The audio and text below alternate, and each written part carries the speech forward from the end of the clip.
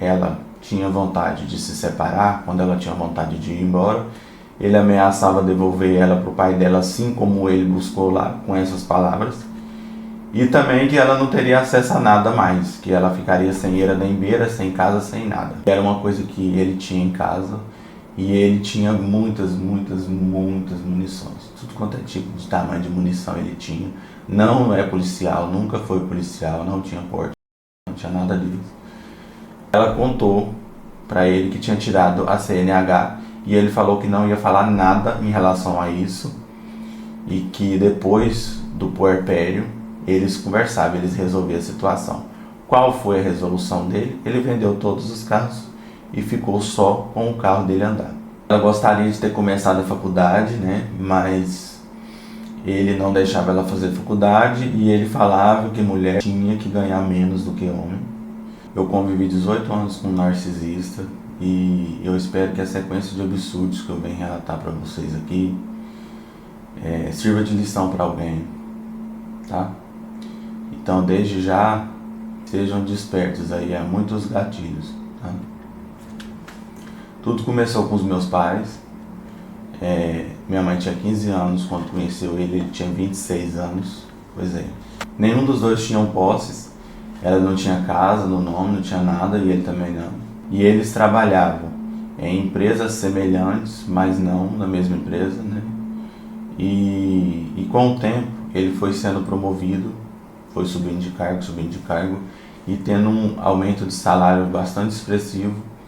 Então ele um dia chegou para ele e falou para ela que se ela não quisesse, ela não precisava mais trabalhar, porque ela tinha que acordar muito cedo para ir para o serviço, e que era desgastante, era cansativo, ela não precisava, ela podia ficar em casa que ele daria conta de pagar as contas. E assim ela fez, ficou em casa, e com o tempo eles foram adquirindo aí 12 imóveis e carros importados, jet ski, moto, vida muito boa, mas que ele que coordenava, né? Então ele que administrava tudo isso.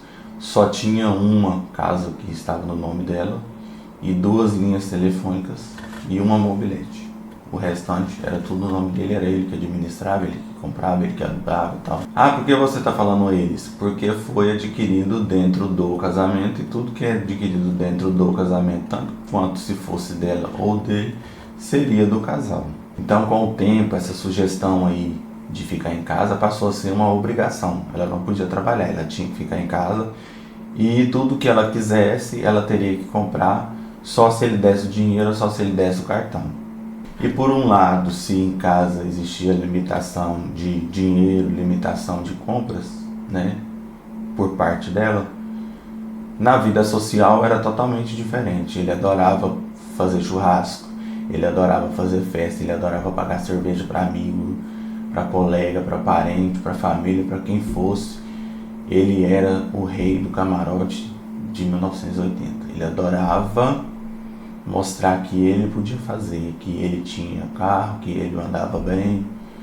Então, na vida social, né, existia uma exacerbação de vida, e na vida pessoal existia uma limitação dentro de casa econômica da parte dele em relação a ela. E aquele cara que era gente boa, que era legal, que era gentil no começo do relacionamento, depois que teve acesso ao dinheiro e a poder fazer coisas que não podia fazer antes, começou a ser hostil, ignorante, começou a beber muito. E se você falava alguma coisa, se você alertava, é você que era errado, você não sabia de nada, né? Isso no caso que eu tô relatando ela ainda vai chegar em mim. E quando ela tinha vontade de se separar, quando ela tinha vontade de ir embora, ele ameaçava devolver ela para o pai dela, assim como ele buscou lá, com essas palavras.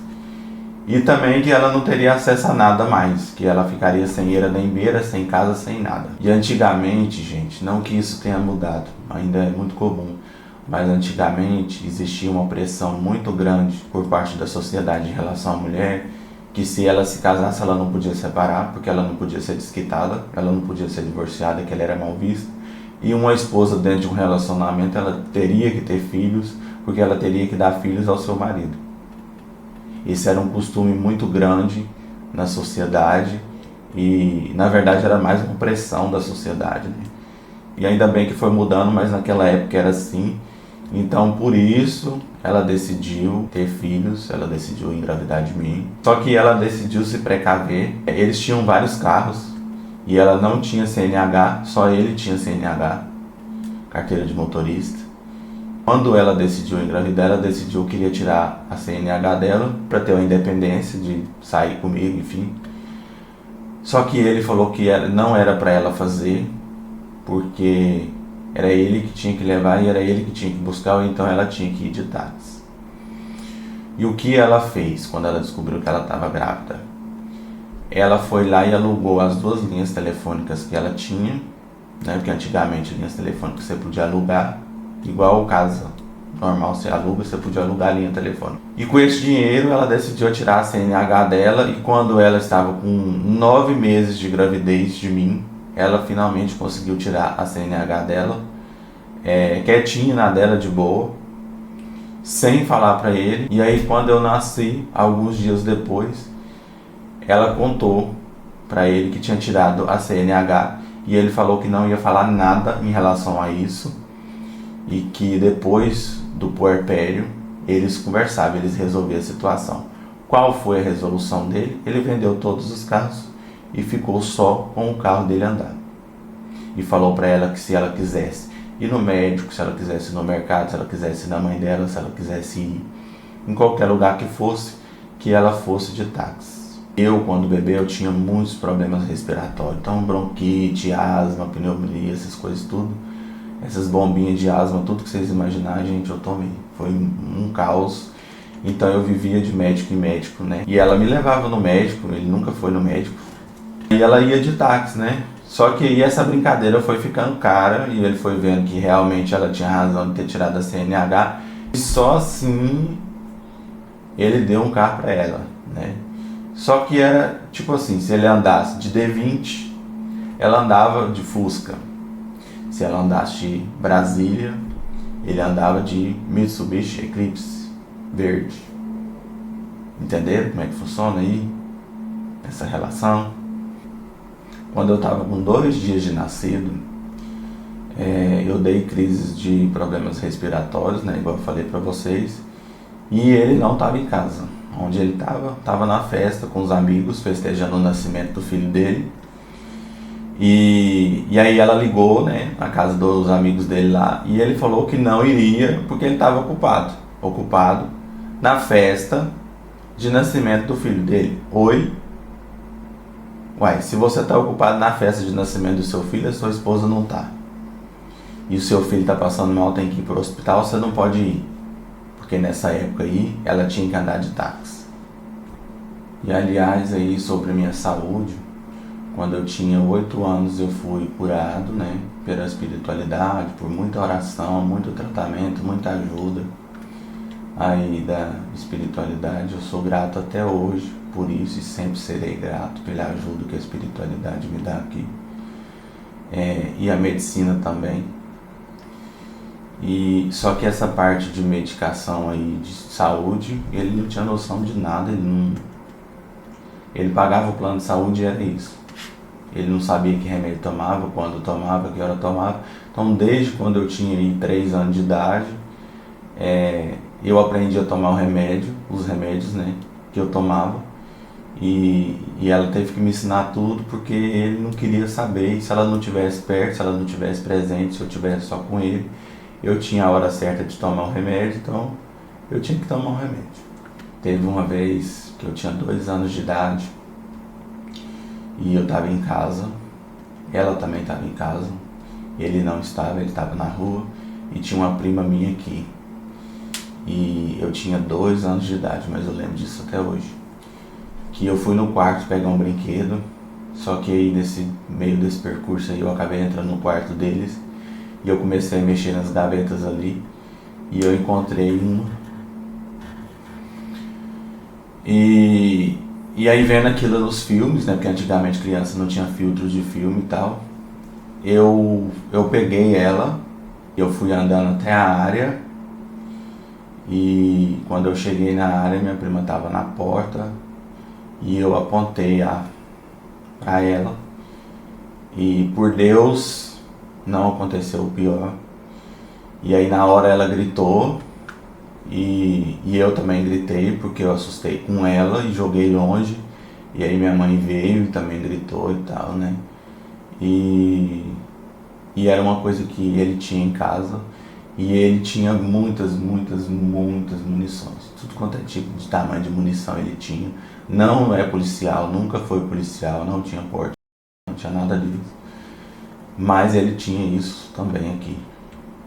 Em decorrência dessa limitação econômica aí, que só ele administrava e só ele tinha acesso ao salário, ela começou a fazer feira, né, vender roupa na feira. E eu tinha 4 anos de idade, eu acompanhava ela, sempre acompanhei na verdade, e isso acabou se tornando a minha profissão também.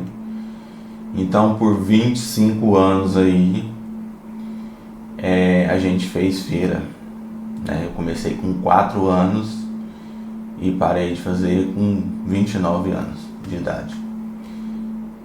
Então o pessoal que conheceu a gente na feira, né, que conheceu a história nossa na feira, não tinha nem noção disso, não tinha nem noção desse tanto de coisa que já se teve em nome do casal, mas que só ele tinha acesso. Ela gostaria de ter começado a faculdade, né, mas ele não deixava ela fazer faculdade e ele falava que mulher tinha que ganhar menos do que homem.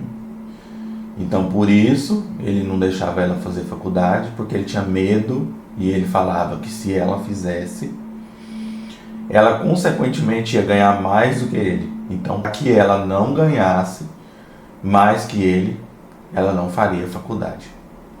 Aí por isso ela foi ficando na feira. Ele sempre trocava de carro, né? Ele sempre teve o costume de trocar de carro. E ela ficou por mais de 20 anos com um carro só, com o mesmo carro, e carro esse que a gente usava para ir para a feira, né? E em um dos negócios mal sucedidos dele, ele adquiriu um carro que estava com pendências financeiras. E ele falou para ela não andar nesse carro, que ele tinha pendência com a justiça. Então ela não andava no carro, era só ele que andava. Até que teve um dia que numa blitz policial ele foi preso, né? Pegaram ele com esse carro e prenderam ele. E ele ligou para ela e falou para ela que era para ela ir lá no banco, tirar o dinheiro da poupança dela e pagar a fiança dele.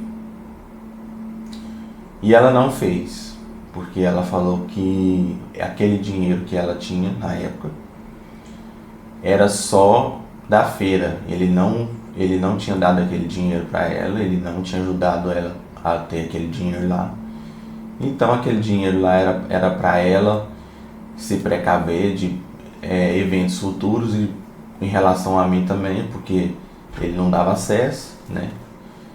E como forma de vingança, ele ficou sem pagar o IPTU da casa muitos anos, até que a casa que a gente morava, né, quase foi a leilão. Só não foi a leilão porque ela foi lá na prefeitura e negociou e pagou. E assim ele conseguiu que ela esvaziasse a poupança dela, pagando os IPTU da casa. Vocês lembram que eu falei para vocês que uma das casas estava em nome dela? Pois é. Uma vez ele ficou devendo o banco, né? E um sobrinho dele era um avalista.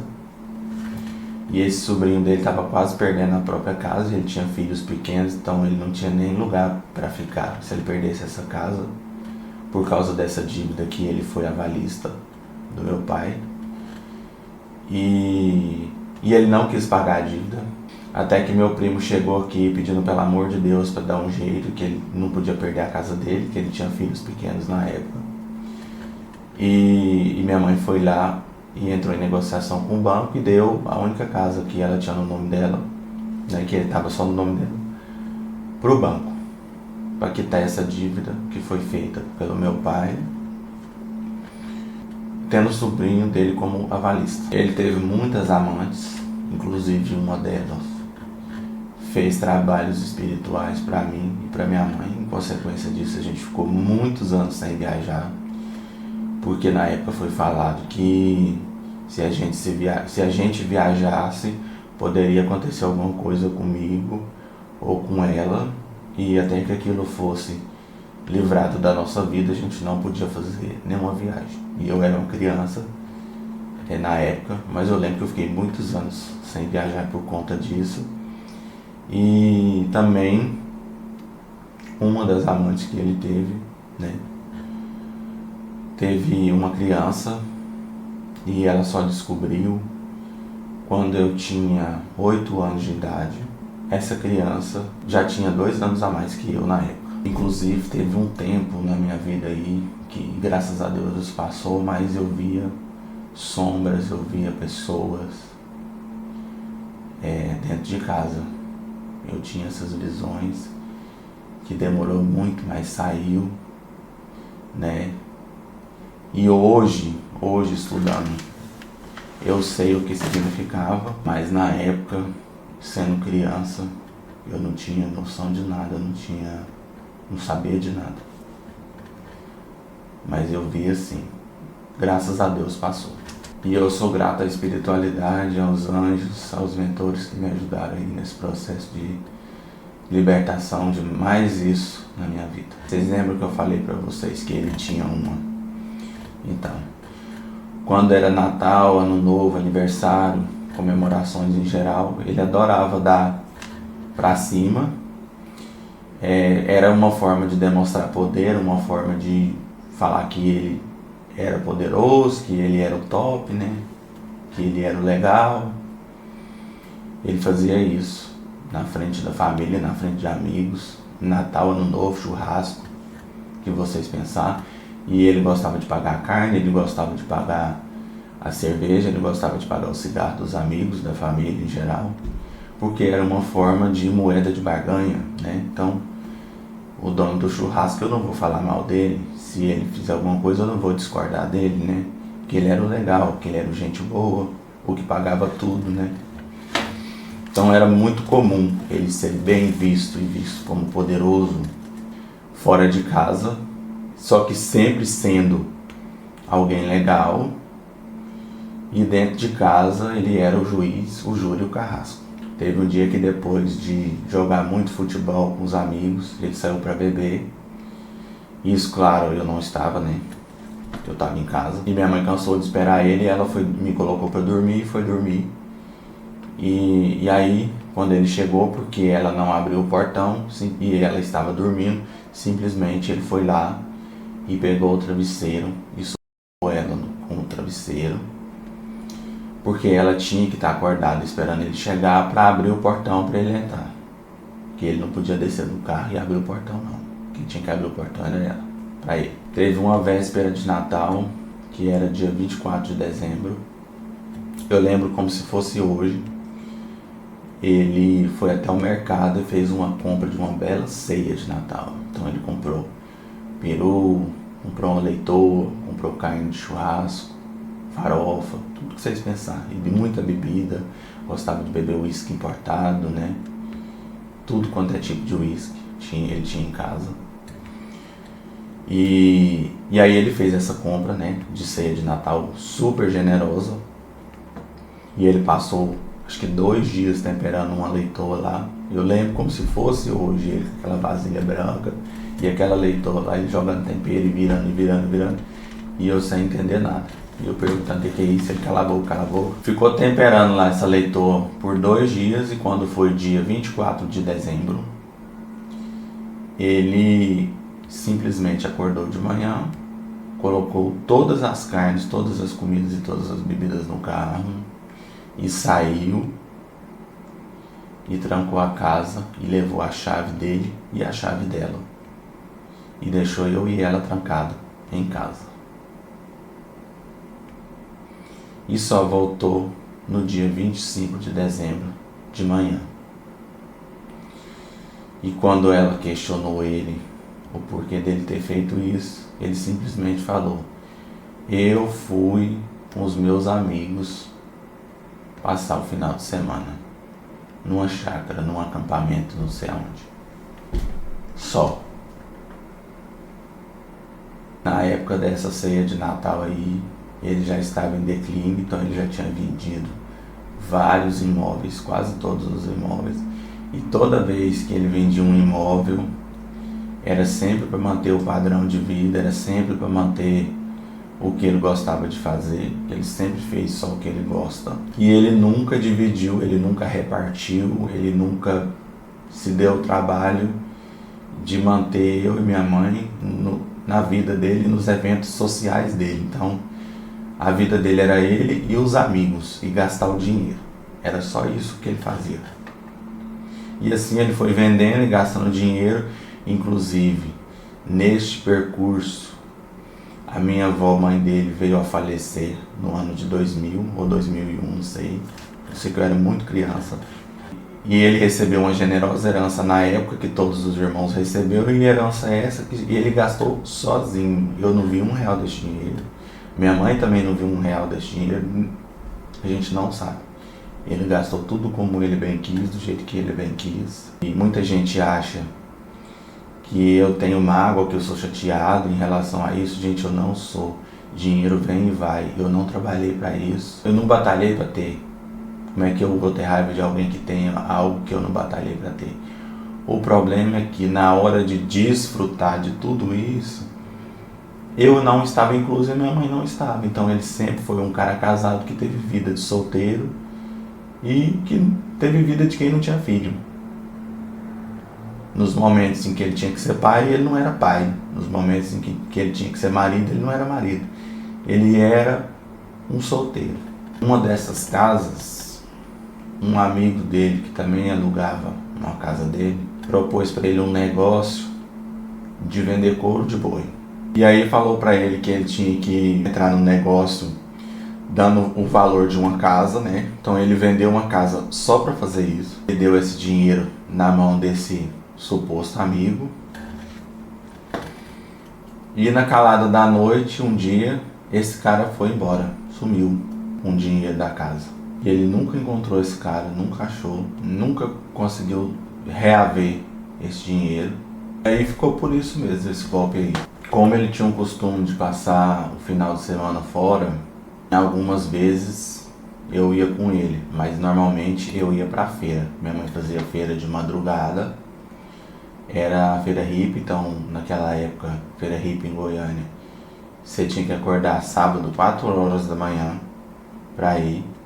E saía de lá domingo, meio-dia. E eu tinha esse costume de ir com ela. Por um tempo, na minha infância, depois de muita insistência da minha mãe, ele passou a me levar nos finais de semana, né? Então eu ficava com ele aos domingos. Teve um desses domingos que a gente foi pro clube, que é uma coisa que ele sempre fazia, ele jogava muito futebol. E aí ele jogou o futebol dele, na saída ele saiu com os amigos e simplesmente ele me deixou lá. Ele me esqueceu lá. E quando estava escurecendo, já de noite, domingo, que ele chegou em casa, né, sem eu, e minha mãe falou, uai, cadê o Gabriel? Aí que ele foi lembrar que ele tinha me deixado no clube, isso depois de ter saído do futebol, depois de ter bebido altas, né, cervejas. Ele voltou lá no clube para me buscar e ainda se sentiu no direito de brigar comigo. Ele brigou comigo, ele me bateu muito, porque no dizer dele, no dia, eu tinha que ir com ele na hora que ele fosse pro carro. Sendo que eu estava no parquinho brincando, eu não tinha nem noção da hora que era, eu nem vi ele indo embora de carro com os amigos, né? Mas era eu que tinha que ter a responsabilidade de ver se eu estava saindo.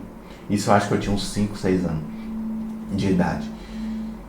Eu que tinha que ver se ele estava saindo ou se ele ainda estava no clube, né? E eu só não fiquei com fome no dia, eu lembro até hoje, porque o dono do bar, lá do restaurante do clube, conhecia ele. E aí eu fui, de manhã eu comi um salgado, de tarde, na hora do almoço eu comi outro salgado. E de noitinha eu fui lá e comi outro salgado. Se não me conhecesse, se fosse um clube que ele não fosse lá frequentemente, e se o dono do bar não quisesse vender fiado para mim um salgado, eu tinha ficado com fome o dia todo. Em um dos dias que ele passou o dia todo fora, ele chegou, tomou banho, deitou no sofá e eu fui conversar com ele não queria papo. E eu fiquei insistindo para conversar com ele falou que eu estava atrapalhando ele assistir o jornal. E aí eu insisti de novo, né? Criança, né, gente? Insiste. E aí ele simplesmente foi lá no quarto, pegou um cinto que ele tinha lá de couro, que tinha umas moedas de prata coladas assim, ao longo do cinto. Então ele tinha várias moedas de prata coladas, era um cinto marrom. Ele tinha 2 cintos, um que era todo de metal e que ele era todo de metal mesmo, que você fazia assim, ele virava assim, ele não dobrava, mas ele era todo de metal, a fivela e o comprimento dele era de metal, e tinha esse de couro marrom que tinha as moedas coladas assim ao decorrer do cinto, e me bateu muito, porque no dizer dele eu não ficava quieto, e eu tinha que ficar quieto para ele ver o jornal. E aliás, coisa que ele adorava fazer era isso, me bater muito. Sempre que ela estava trabalhando e ele tinha que me ajudar com a lição de casa da escola, ele me ensinava a lição de casa da escola, que eu não aprendia nada, me batendo muito, porque era uma coisa que ele não gostava de fazer e era uma coisa que atrapalhava ele a ir pro bar, que ele gostava de ir no decorrer da semana à noite. Então eu aprendi tabuada com muita cintada, eu aprendi a conjugar verbos com muita cintada, eu aprendi coletivos no português com muita cintada. Era cintada no braço, era cintada na mão, era cintada nas costas, e eu tinha que ficar quieto, eu tinha que ficar calado, eu não podia falar nada, porque se eu falasse e se eu chorasse alto, ele iria me bater com um cinto de ferro.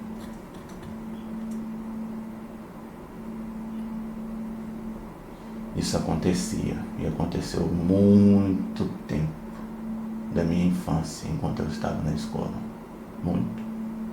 Teve uma vez que era depois do almoço, eu estava na escola, estava em casa ele, minha mãe e a mãe da minha mãe, minha avó, e a minha mãe estava arrumando para ir para a feira e simplesmente ele não gostou da roupa que ela estava usando, e ele saiu lá da sala onde ele estava deitado, levantou e falou para ela tirar essa roupa, que ele não gostou da roupa que ela estava usando. E ela falou que não iria tirar, que ela iria do jeito que ela estava e que ela já estava atrasada.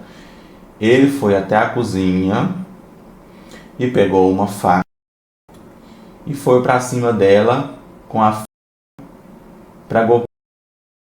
E aí quando a minha mãe viu que ele estava com a faca, que ele foi para cima dela, ela gritou e correu, e a minha avó veio, segurou ele para que ele não fizesse isso. E aí ele não conseguiu, ele jogou no chão, né? Graças a Deus. Mas não satisfeito, ele foi até a cozinha de novo e pegou um saco de farinha de trigo e voltou lá na sala e jogou farinha de trigo nela toda, para que ela ficasse suja e ela não usasse aquela roupa. E quando eu cheguei da escola, que ele foi me contar o que tinha acontecido, que obviamente se ele não me contasse, ela me contaria. Isso eu era criança, eu acho que eu tinha 8, 9 anos na época. Eu tinha menos de 10 anos.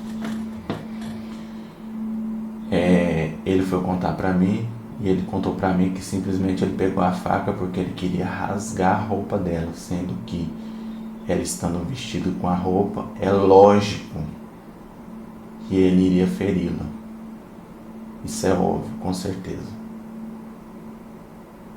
Mas no discurso dele, ele só iria rasgar a roupa dela com todos os anos, desde que eu nasci até o divórcio deles quando eu tinha 11 anos. Todo ano sempre tinha alguma coisa, algum marco assim na vida da gente, e era sempre alguma coisa errada que ele fazia. Todo ano teve alguma coisa, uma dessas coisas que eu contei pra vocês aí. E inclusive almoço, janta, ele sempre tinha que ser o primeiro a comer. Suco ele tinha que tomar na boca da jarra, ele não podia pôr no copo. Ele não cuidava da casa, não tinha a mínima noção do que era cuidar da casa.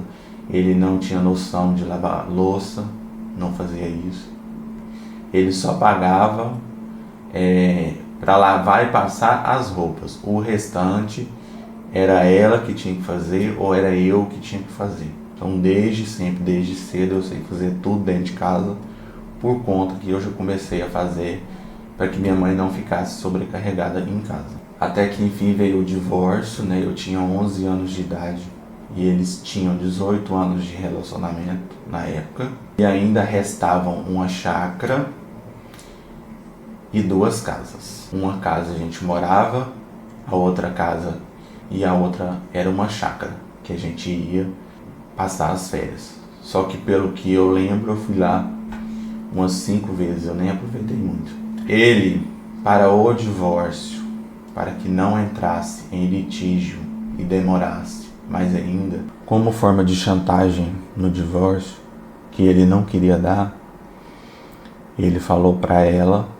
que ele só aceitaria assinar o divórcio se ela deixasse com ele a chácara e a casa de menor valor, porque a casa melhor, que era a casa que a gente vive, era o mesmo valor da chácara que ficaria com ele, que ele queria vender porque ele queria gastar o dinheiro e já tinha vendido todos os outros. Então ele falou para ela que ele só aceitaria assinar o divórcio se ela também desse a outra casa para ele e ela ficasse só com a que a gente mora.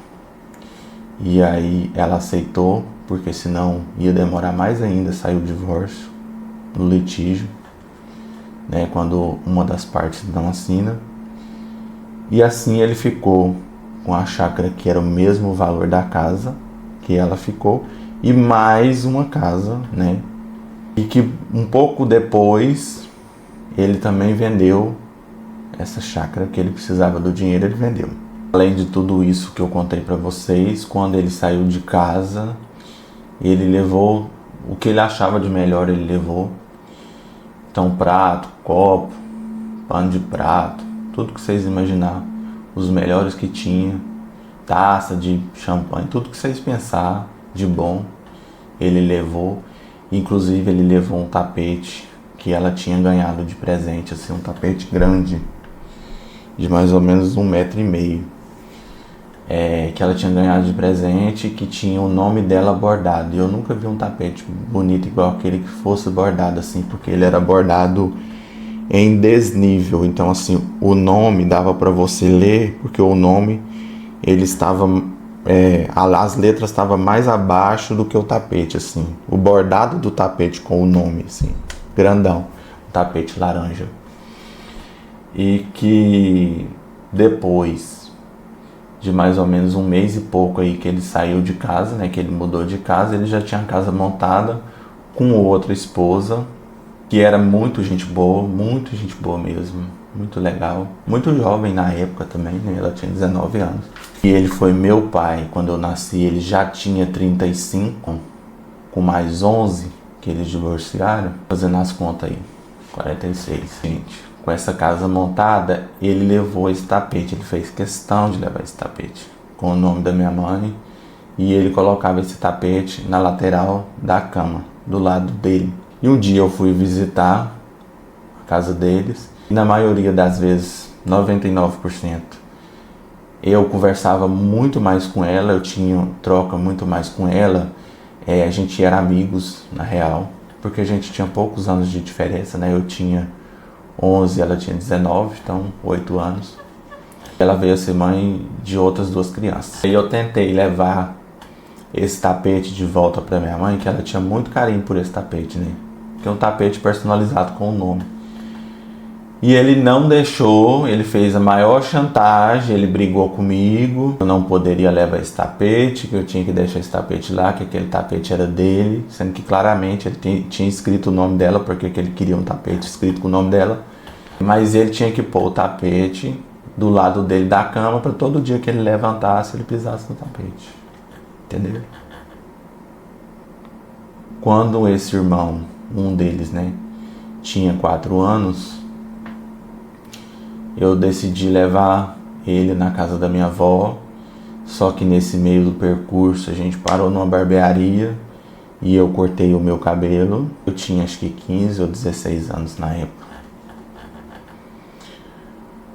E aí ele sentou na cadeira do barbeiro e não queria sair por nada e começou a chorar e começou a falar que queria cortar o cabelo igual o meu. Eu poderia ter ligado, eu errei nessa parte, mas eu não liguei. Enfim, eu achei que o cabelo cresce, né? E o cabelo dele também não tava tão maior do que o meu assim. Ele só tava com, no máximo, 2 dedos de comprimento. E aí eu cortei o cabelo dele igual eu corto o meu. Vou deixar uma foto pra vocês aí de como é na época, né? E a gente passeou e tal, e quando voltou, eu entreguei ele, né, na porta de casa. E aí meu pai pegou e falou assim: ah, vocês cortaram o cabelo igual? Que legal, né? Então vamos entrar. Entraram. Quando passou meia hora, mais ou menos, que eu tinha chegado em casa, ele ligou pra mim e gritou muito comigo no telefone que quem era eu para poder fazer uma coisa daquela. É um absurdo daquele de cortar o cabelo do menino como se fosse a cabeça de alguém que era bobo, de alguém que tinha problema mental, e que eu não era pai de ninguém para decidir o corte de cabelo de ninguém, que eu não tinha esse direito, que eu não tinha essa autoridade de fazer isso, e que, entre muitas coisas, eu só dava desgosto a ele. E aí eu peguei e falei pra ele, eu tinha acho que 15 ou 16 anos, acho que 16,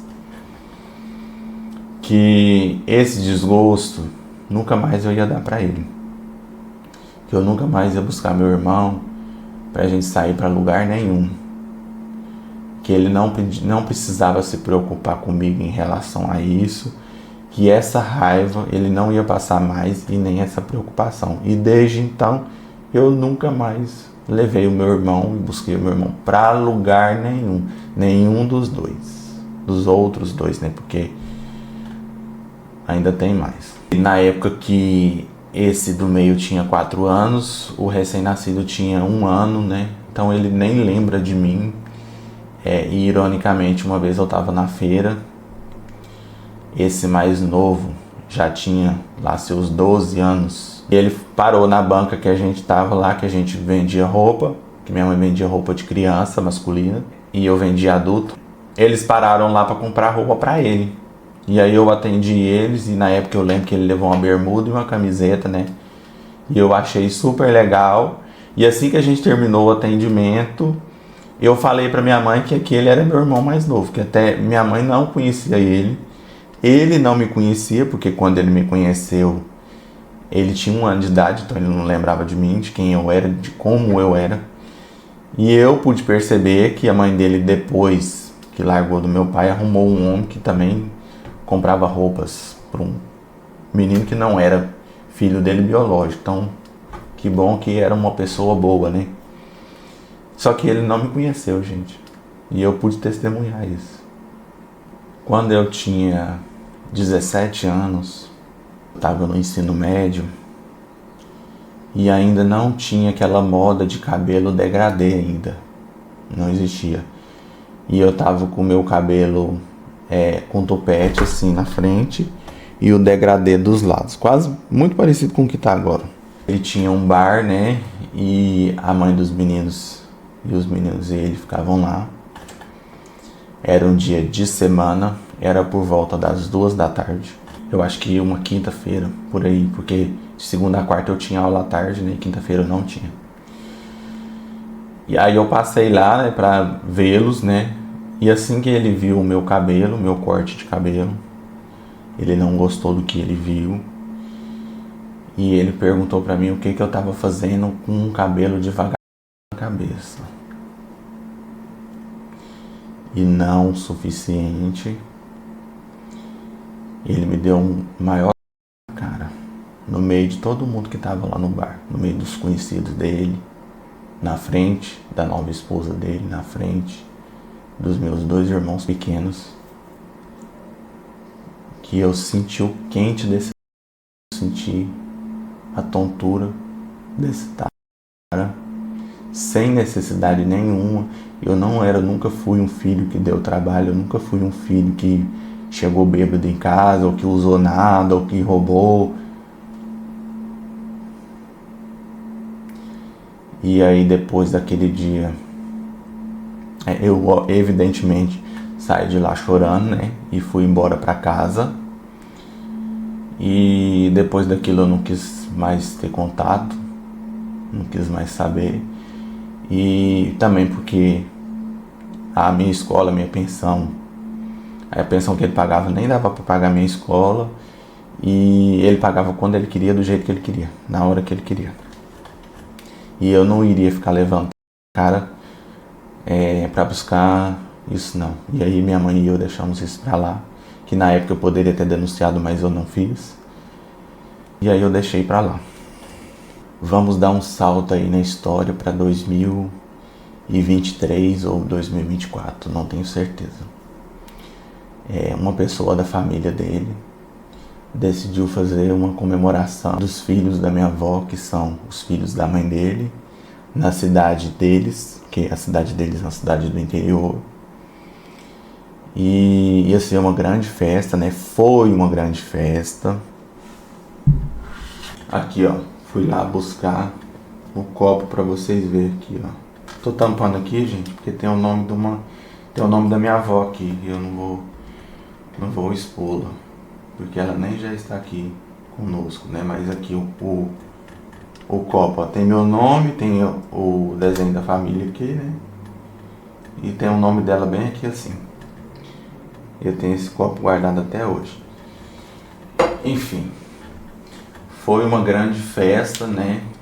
E os irmãos dele, depois de muitos anos sem vê-lo, queria que ele fosse na festa, e a pessoa que estava organizando a festa também queria que ele fosse, todo mundo queria que ele fosse. E quando estava sendo organizada essa festa, eu falei para a pessoa que estava organizando para ela avisar para ele que eu não iria para a festa e que era para ele ir, e que eu não iria porque eu sei que se eu fosse, ele não iria, porque depois do declínio econômico dele, ele não gostava de ver parente. Isso depois do declínio econômico. Antes, quando ele tinha muito dinheiro, ele fazia questão, né, de se fazer aparente. E aí essa pessoa chegou lá, né, para fazer o convite, para falar para ele que tinha.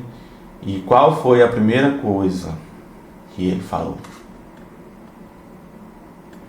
Exatamente, que se eu e minha mãe fosse, ele jamais iria.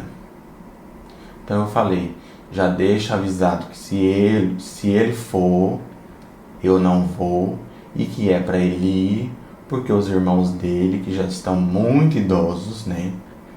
Ele era o mais jovem na época, ele já estava com uns 63, 64, ele era o filho mais novo da minha avó. Então imagine a idade dos outros irmãos, né? Mas que por sinal estão muito bem, diga-se de passagem, melhor que ele. Se eu não fosse, ele iria tranquilamente, que não iria ter problema nenhum lá, que ele poderia ir, que os irmãos dele poderiam vê-lo, que eu não iria. E assim foi feito, aconteceu a festa, todo mundo comemorou e tal, e todo mundo ficou de boa. E ele foi, que ele teve a certeza de mim que eu não iria, e teve a certeza da minha mãe que minha mãe também não iria. Isso foi 2023 ou 2024, eu acho que foi 2023. Quando foi 2025, na comemoração do Dia das Mães, que também era aniversário da minha avó, mãe da minha mãe, estava tendo um almoço lá na casa dela, e eu e minha mãe, a gente chegou por volta do meio-dia. E quando a gente chegou lá, quem estava lá sentado, comendo, bebendo, comemorando e rindo, com os irmãos da minha mãe, com as irmãs da minha mãe, cunhados, com a família ali, como se nada tivesse acontecido. Isso mesmo. E assim, foi marcante, não pelo que eu senti, porque graças a Deus eu me senti aliviado de não sentir nada ao vê-lo. Mas foi marcante porque todo mundo parou e ficou olhando a gente chegar. Ninguém se deu ao trabalho, ninguém teve vontade, ninguém teve interesse em nos avisar que ele estaria lá. E aparentemente muitos desses parece que estavam esperando um confronto, sabe assim, vamos ver o que ele vai falar, vamos ver o que vai acontecer. Não aconteceu nada. Eu por mim, pela minha mãe, tanto faz. Mas foi marcante para mim, porque ali eu pude perceber que a minha opinião não importa, e nem a opinião da minha mãe. Quando foi ali mais ou menos no final do ano, do meio pro final do ano, ele estava se aposentando e ele precisava da certidão de averbação de casamento, que é a certidão de divórcio, para poder dar entrada na aposentadoria. E depois de 18 anos separados, divorciados, ele simplesmente pegou o telefone da minha mãe com alguém e mandou mensagem para minha mãe dizendo o seguinte: boa tarde, preciso da certidão de divórcio, vai até o cartório, tira a certidão, vê quanto que fica e me manda o valor que eu te faço o Pix. Ele não falou, boa tarde fulano, tudo bem?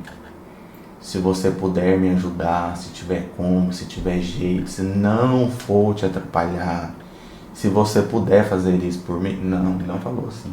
Ele falou, depois de 18 anos, como se ela fosse uma funcionária dele, como se ela fosse uma despachante dele. Pra ele ir lá e no cartório e tirar, pegar a senha, né? Enfrentar a fila, tirar a certidão e entregar pra ele. Tudo isso porque na época ele não se preocupou em tirar certidão nenhuma e pagar nada. Todo o divórcio, tudo que foi pago, foi com o dinheiro dela, foi com o dinheiro da feira que ela e eu fomos.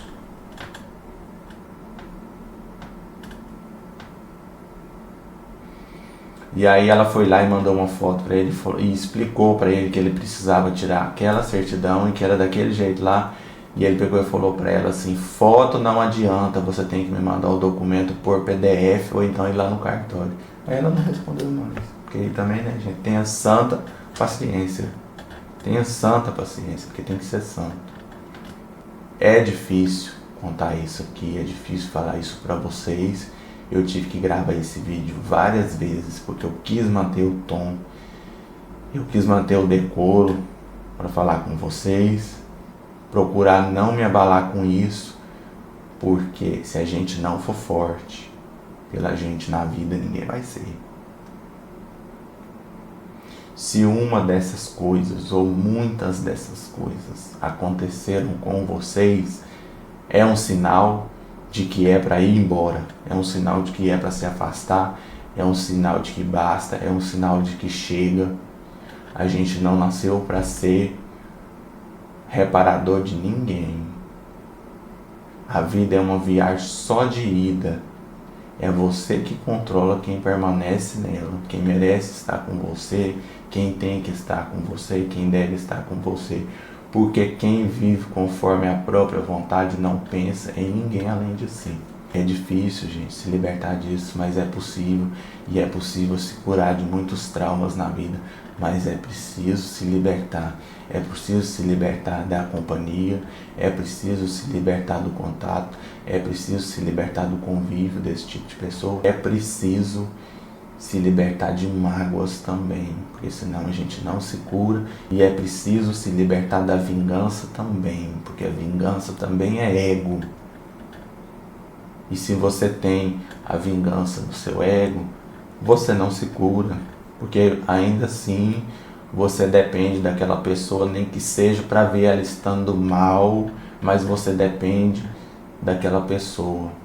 E a única cura possível para a libertação de um relacionamento com uma pessoa assim, seja ele qual for, seja ele um pai, mãe, irmã, prima, tio, sobrinho, patrão, vizinho, colega de trabalho, seja quem for, a cura para a libertação da sua vida, de pessoas que te fizeram mal, de pessoas egoístas, de pessoas narcisistas, é você ir embora e finalizar o contato e não pensar em vingança nenhuma.